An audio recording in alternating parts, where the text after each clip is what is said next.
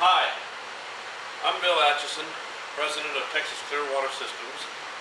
We wanted to make this film for you so that you can have a little easier time installing these baptistries.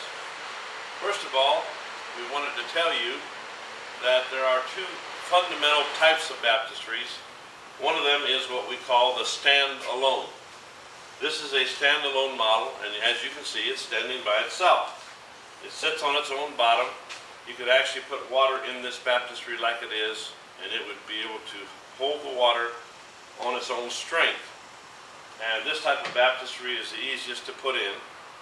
Whenever you go set it on the foundation that you're going to put it on, you want to make sure that you level it this way and that way so that when you're finished, that your water level is proper as well.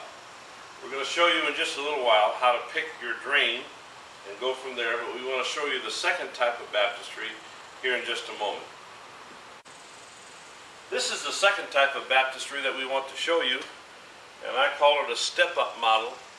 And as you can see, it has a step-up right here. This baptistry will not sit on its own totally because it has just a very small base area here. So there must be a foundation under this and under this part right here. This is what we call also a stand behind baptistry, where the pastor stands behind the baptistry and then people come in and sit down.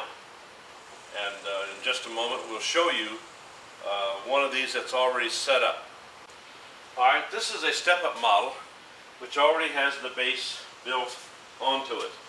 We're going to show you in a little while how to make this base and how to balance it and make sure that it's level. As you can see, in most any model, whether it's the stand-alone type or the step-up model, all the baptismal system 1 can be installed underneath the steps. We'll show you step by step how to do that. Just remember this, that all baptistries have to have at least 5.5 inches of airspace under the baptistry. And this gives you the room to make your drain and your piping connections underneath. Now the next thing we're going to show you is we're going to take both models and we're going to show you how to cut in the main drain. You have to decide where the main drain is going to go. On the step-up model, there is only one choice. There's one place for it. On the stand-alone models, you'll find as many as 4. Depends upon the particular baptistry. And so we're going to show you now on the stand-alone model how to decide where to put the drain on that one and how to cut it in. This particular model is what we call the EZ2 model, and it's a standalone as we spoke of earlier. You can notice the cutout for the window, you can notice the seat, and you can notice the fact that there are stairs on both ends. Now on this model here, you're going to have a choice of, I believe it's 4 different areas, we'll look in just a minute, where you're going to put the main drain. Okay, now we're going to turn the baptistry over on its side. Turn it over, Tim. Watch your cord there. Watch your cord. Okay. Now you're going to notice on the bottom that there are 4 recessed areas. 1, 2, 3, 4. A decision is going to have to be made how you're going to lay your system out. First of all, the first decision will be which end are you going to put the equipment on. If you put it on this end, then you're going to want to pick out one of these 2 spots for the drain. If you're going to put your equipment on this end, then you're going to pick out 1 or 2 spots for the drain down here. And we're going to show you in just a minute how to determine which one to pick. Okay, again we're looking at the stand-alone model, the EZ2 model. And as we showed you just a few moments ago, there is a place for 4 different places for the drain. I am standing where the pastor is going to stand. Now, I will determine which end to put the system on based upon several things. Number 1, and mainly, is my main drain. My main drain, or where I'm going to drain the baptistry, if the drain is on this end, then I'm going to pick this end to put the system. If the drain is on this end, then I'm going to pick this end to put the system. Now, you don't have to do that. You can put the system where you want to and just simply turn the drain back around and go a different direction. But you'll use less piping and have less problem if you'll pick the end wherever the drain is. Now, in just a moment, we're going to show you the inside of the baptistry, and we're going to show you some things that will help you to make your choice, and the right choice, as to where to put this drain in. Now, I want you to notice that in this baptistry, I have a little patch of carpet on this side. I also have one on this side. I am standing where the pastor will stand. Notice the channel that goes along the side of the seat on the other side. That is where I want my water flow to be. So I do not want to put the suction in the side or on the side where the water is flowing. Therefore, my choice would have to be this side if I'm going to put the equipment to my left, or this side if I'm going to put my equipment to the right. We're going to show you in just a few moments on the other step-up baptistry how to cut in your drain after you made this decision. So on this one, I would decide to put it on the right side. I would then put my jet, which will be installed later, over here on the other side. The purpose of this is to get a complete flow. Watch my finger. We want the flow to go down here, come back around the step, and back over to the suction. That way we get a circular motion of the water. And I know you couldn't see my finger, but let me try it again. Here we go. The water goes this way, comes up, comes back down the step. Some of the water will go over the seat. Some water will go around the seat, but it will come back to this side right here.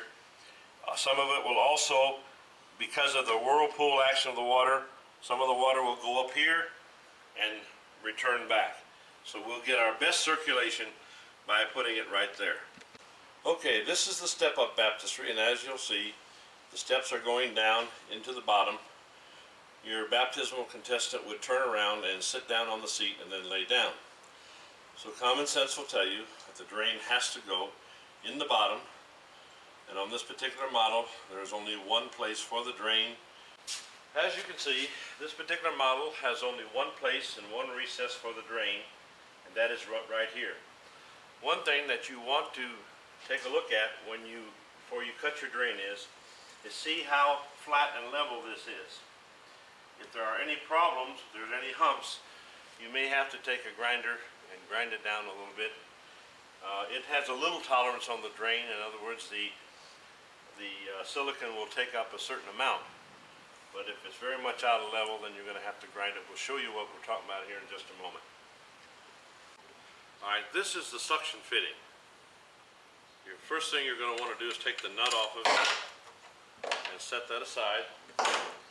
Then take you a small screwdriver like this. There's a little tab on the inside. You want to lift up on that tab. It's a little touchy to do. And turn it until it comes loose. You may have to do it a couple times until you get above the notches, like that. And you want to take the grate part off, and then you want to, best thing to do is take this part right here and just set it down there and take a look at it and see how flat it is. This particular one is pretty good shape. There's a couple of high spots which I'm going to clean off, and then we'll go from there. Tim, go ahead and bring that, zoom it down to the spot, and we'll show you what we're talking about. Be careful that you don't overgrind, and then you'll be worse off than you were. Okay? Now I'm going to take my grinder.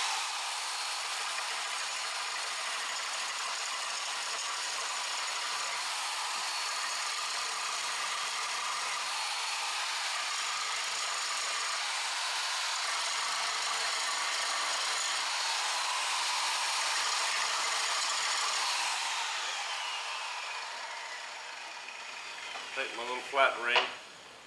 Now that's looking real good. Okay? Okay, once you have it nice and level, make sure that you get a dead center mark. Like I have right there. Then with a 2 3/8. Again, that's a 2 3/8 hole saw. Put your bit right on that mark. We're not going to cut it all the way through. We're only going to drill a pilot hole. Okay?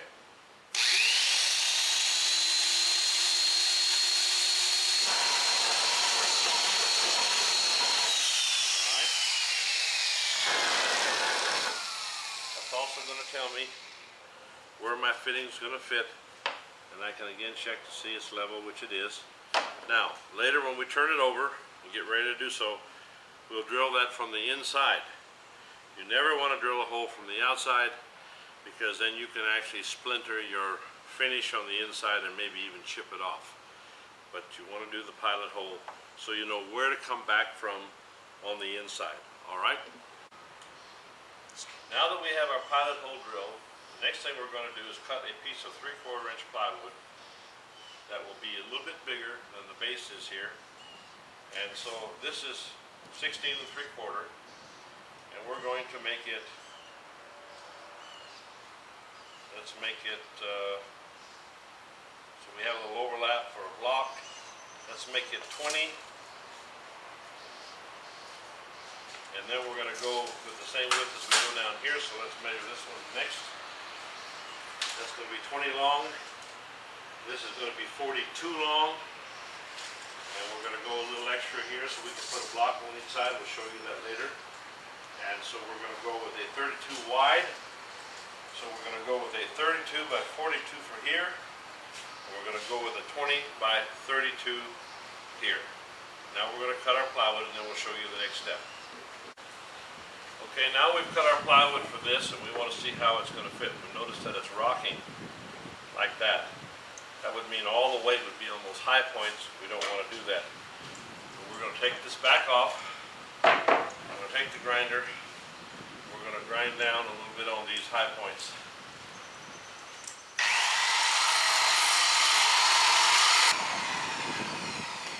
We're going to check it. See how much ground we gained. A little bit on this side yet.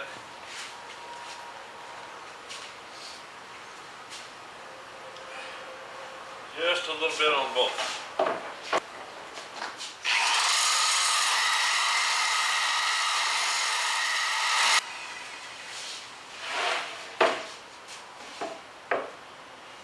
All right. Okay, now you're going to make a perimeter frame that fits the outside edge of the plywood with one support in the middle. Once you get that frame made, then turn it over and nail the plywood to the frame. Okay, once you have the frame built for this, and you have this nailed to it, turn it upside down and set it like I have it. Put your board up here, take your level. Of course, your baptistry should be level. You need to check that. If it's not, then you need to shim it level. This one is level. And then check and see if this is level. If this is level on both sides, then it's going to be level after we get finished. Now, we're going to make sure this is level. And if there is any rocking motion to it, you can take a little shim on each side and make sure it's level. Once you get that level, put it over to the edge. Measure the difference from the plywood to the top of the level. And this one here is 19 inches. Okay? Go over on this side. And this should be very close to the same thing. Exactly. 19 inches. Now wait a minute. I'm measuring to the wrong place. That's something you can do very easily. I should be measuring to the bottom, which is 16 7/8, because that's where my wood is going to go. See, I almost made a mistake. Okay, that one is exactly 16 7/8. So my rise is going to be 16 7/8. So I'm going to cut 1, 2, 3, 4, 5, 6 risers, 16 7/8. And you'll see how they attach here in a little while. Okay, as you can see, We've installed the 6 legs that are 16 and 7/8 inches high. We've leveled them or squared them and nailed them with 2 nails on each side so they're plenty stiff. These will become our support legs for our platform. The next thing we're going to do is we're going to take 2 2x6s and we're going to put them on for our bottom platform. Alright, now we want you to take a look at the frame that we have made. We did our bottom like we showed you. We put the legs on it and we set a 2x6 on top of it. We nailed the bottom board, goes under the deep part, to it, and then flipped it over and put it all together. So now we have a frame that is ready to be flipped over, and the baptistry should sit level once we get it flipped over. Give you a chance to take a good look at it here and how we got it built. Really very simple. Okay, as you can see, we have now flipped the base over, flipped the baptistry over, put a level on it, and it's perfectly level.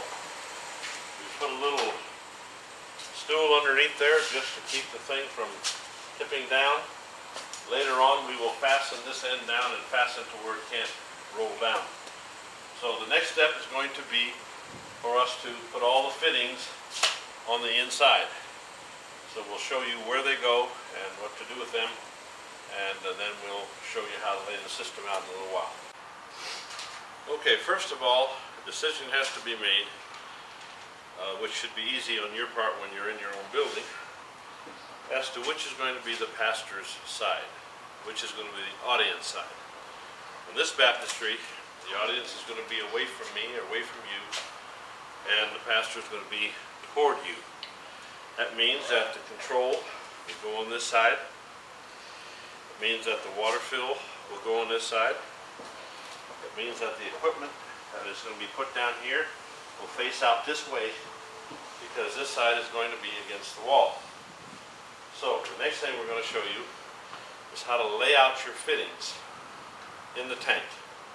Alright? On this particular baptistry, we're going to have to raise the water, the pressure mark or the return mark, higher because of this seat. In the other baptistry that we showed you, the goal would be to shoot the water down alongside of the seat and to get the water level as low as possible, because when the ozone comes out, it naturally is a gas and it wants to rise. So the lower that we can get that, the better mix that we get in the water. However, on this particular model, and this is a very small model, so it really doesn't create a problem, we want the water level, we want the water stream, as you might call it, to come just over the seat. So in order to do that, we're going to go in step number 1, 2, 3. We're going to measure across this and get a center mark. We have 24 inches, so we're going to put that on 12. And we're going to put it right in the center. We're going to put it halfway up and halfway across in the dead center, and we're going to make a mark. That's going to be for what we call the return, or the jet. We've already got a mark from the previous, when we showed you how we pilot drilled the bottom. We've already got a mark for the suction down below. So we have the return and the suction. The next thing that we need is we need to have what we call the sensor. This sensor, the purpose of it, this is Texas heat, by the way. The purpose of this sensor is for the probe coming off of the heater to be able to sense the temperature of the water. Normally we would put it halfway up here, but that's where our jet is. So it would be better to be lower than higher, because colder water falls. So we're going to put this below the jet on the next step down. The second step, we're going to again do the same thing, and we're going to measure across. This time we have 27 inches, so that's 13 and a half. We're going to put it halfway, make a mark, and that's going to be for the sensor. Okay, some baptistries, some customers have what we call a skimmer. That's what this is, and we'll show you the whole skimmer after a while. The skimmer has to be start at the top of the skimmer, which is this curve right here, not up here, but the water line, the suction curve, is what we call the top of the skimmer. That needs to be level with the top of the step. Top of the step is 7 inches, so that curve needs to be 7 inches from the top of the step. Then we need to put a mark dead center of that on the wall, like we have there. And we need to double check on the outside. In fact, bring it around here. Let's show them. If I was to drill that hole in where that rib is, I'd be in serious trouble. So I have to double check and make sure that where my mark is, which is right here, then I'll check the height of my mark, which the center line is 13, and the center line is 13. So that means that it's going to come out right here and I'm going to be fine. So that is where I will mark my skimmer. Be very careful about that. I want you to see what the skimmer looks like when it's all together. This is what it looks like. Even though they have marks above this, that's for splashing.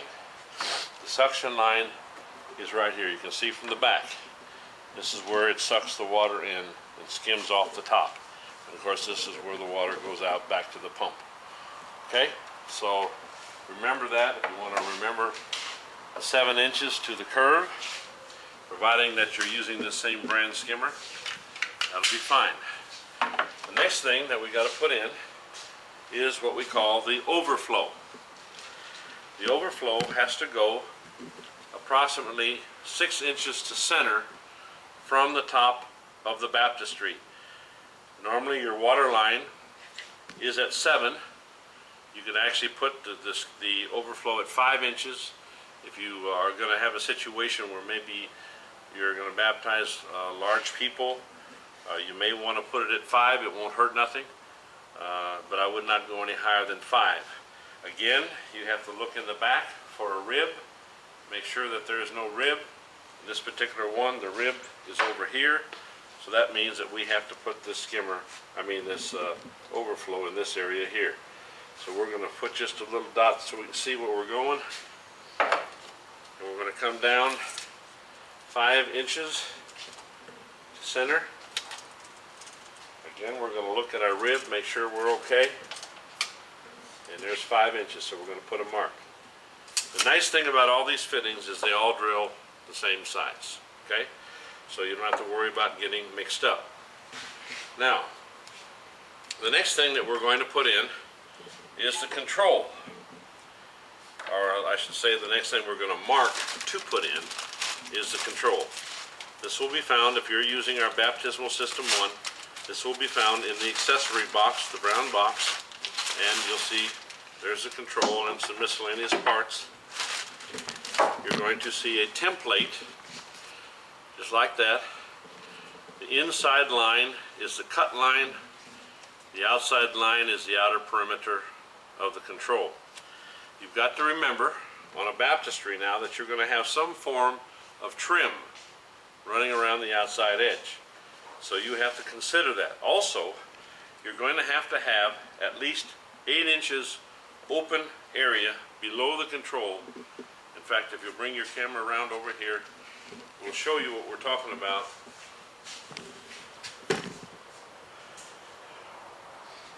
If I was to put the control here, I'd be in trouble because I would be hitting the rib. So the control is going to have to go over far enough to get away from this rib into this open area. I cannot put it here because there's a rib here. I can't put it here because it's not wide enough here. I need to put it right here. Remember, this is the pastor's side. The pastor will be standing right here. The baptismal candidate will come down like this, turn around and sit down. So this is where the pastor will stand. Naturally, he would be standing up higher. And the control is close by where it's accessible to him. And if he wants to use it while he's baptizing, just shut it off, turn it on, or whatever the case might be. Now, as far as where to put this here, our cutout plate, Remember, this outer side is the overall size of it. The inner part is where we're going to cut. Look underneath to make sure some baptistries have a rib under here. Okay. As I said, some baptistries, depending upon the model, they do it for strength. The longer the baptistry, the more chance that there is that they're going to have a rib here. So be careful and look underneath there and see if there's a rib. Most of them don't have a rib in the step area. But here again, just as a precaution, make sure there is no rib. Okay? Okay, notice here is a rib. You cannot put that where that rib is. It has to go where there is no rib. Also, note this rib, because when we put the water spout in, the water spout has to go below the rib as well. Because if you were to drill into that, there's no way to fasten the water spout on the outside. So pay attention to the ribs going this way. Pay attention to the ribs going up and down whenever you put something in the wall, okay?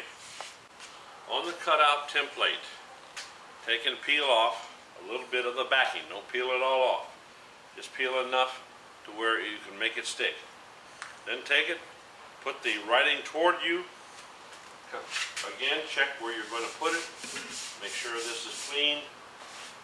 And then take this and kind of eyeball where you're going to put it. Leave room for your trim here. My suggestion is to come in about 5/8 of an inch from the inside face of the baptistry, get past the curve, and then put this on. Line it up, make sure it looks good, make sure you clear underneath before you fasten it down. Then take and rub down the part that you took the backing off of. Then go ahead and peel off the rest of the backing like that, and then just go like that.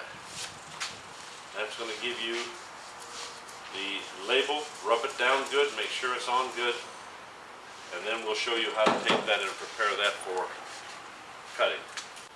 Alright, the next thing that we're going to mark the hole for is the water fast fill spout.